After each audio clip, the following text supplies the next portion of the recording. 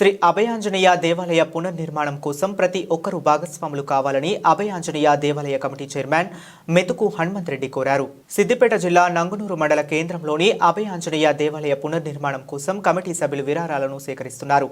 ఈ సందర్భంగా మాట్లాడుతూ మండల కేంద్రంలోని అభయాంజనేయ దేవాలయం శిథిలావస్థకు చేరుకున్నదని, గ్రామంలోని పెద్దలు, యువత ముందుకు వచ్చి దేవాలయ పునర్నిర్మాణం కోసం సంకల్పించామని కోరారు.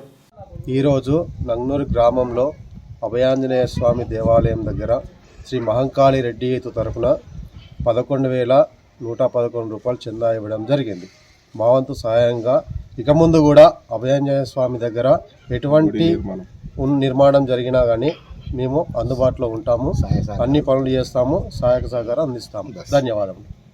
నంగనూరు గ్రామంలో ఉన్నటువంటి శ్రీ అభయాంజనేయ స్వామి దేవాలయ పునర్నిర్మాణం కోసం మహంకాళి రెడ్డి యూత్ వారు 11,016 రూపాయలు వాళ్ళు ఇచ్చి వారు ఇచ్చినారు.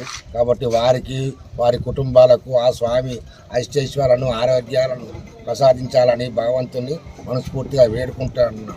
ఇదే విధంగా వేరే దాతలు ముందుకొచ్చి స్వామివారి ఆలయ నిర్మాణం కోసము సహకరించాలని మేము వేరే భక్తులను కోరుతూ ఉన్నాము. వీళ్ళందరికీ సహకరించినటువంటి భక్తులకు అందరికీ, విరాళించినటువంటి భక్తులందరికీ ఆలయ కమిటీ తరపున మేమందరం వారికి ధన్యవాదాలు తెలుపుతున్నాం.